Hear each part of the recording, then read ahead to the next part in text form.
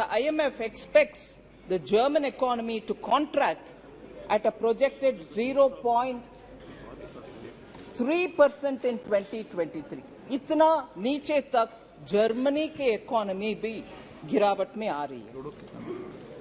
Sir, China, yes, it's a very big economy. दुनिया में US, China, ये सब बड़ा इकोनॉमी है। मैं सीधा उनसे हमारी इकोनॉमी को तुलना नहीं कर रही हूं, मगर चैलेंजेस जो है दुनिया भर के, और उस चैलेंजेस के वजह से इतना मजबूत जो माना जाता था, मजबूत इकोनॉमी चाइना जैसे, आज एकदम कंज्यूमर डिमांड स्टैग्नेशन के सिचुएशन में है और वेजेस स्टैग्नेशन में है।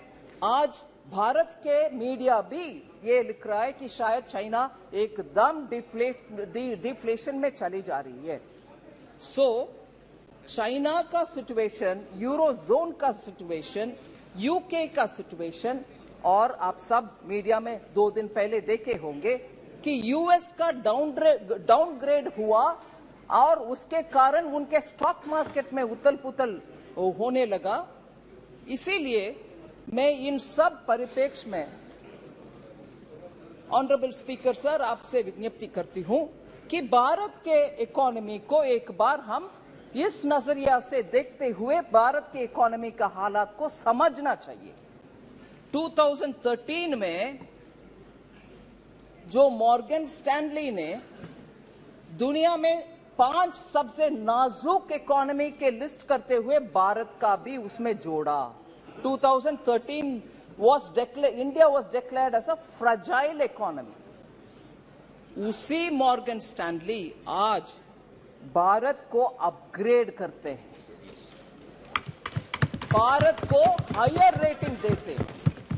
सिर्फ 9 साल में इतना एकदम खराब और फ्रजाइल परिस्थिति में जो इकोनॉमी गिरावट हमारी हुई, उससे निकलते हुए हमारे सरकार की पॉलिसी के वजह से आर्थिक सुधार हुआ, कोविड के बावजूद भी सुधार हुआ, और आज हम देश सबसे फास्टेस्ट ग्रोइंग इकोनॉमी है।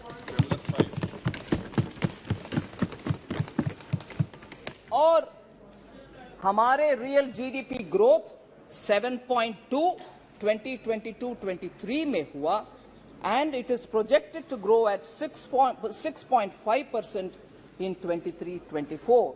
These are projections given by not just one agency, several global agencies, and our own RBI's projection is also saying this.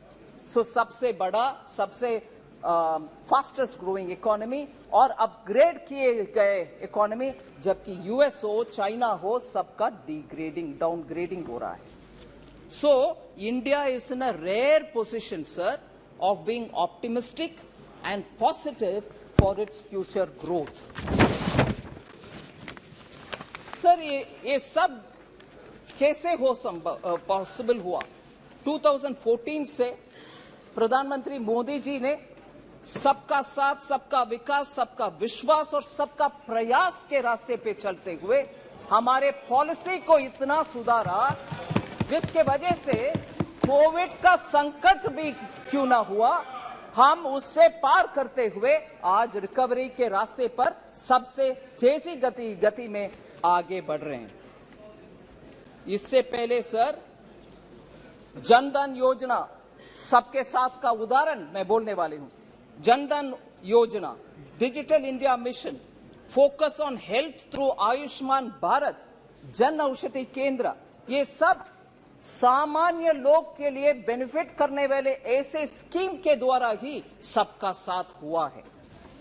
मगर इससे पहले हम सुनते थे गरीबी हटाओ, बार बार 6 दशकों से हम सुन रहे हैं गरीबी हटाओ।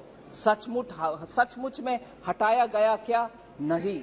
अभी आप देख रहे हैं हम क्लियरली पॉवर्टी को कम करने में सफल देख पा रहे हैं, और भी काम बाकी है। सो यूपीए सरकार ने एक पोस्ट डेटेड चेक देते थे। हम सब समझते हैं आज का चेक नहीं, फ्यूचर डेट में चेक दिया गया, गरीबी हटेगा, मगर वो नहीं है हमारे पॉलिसी। और मोदी जी ने इसको पूरे के पूरे परिवर्तन कर चुके हैं।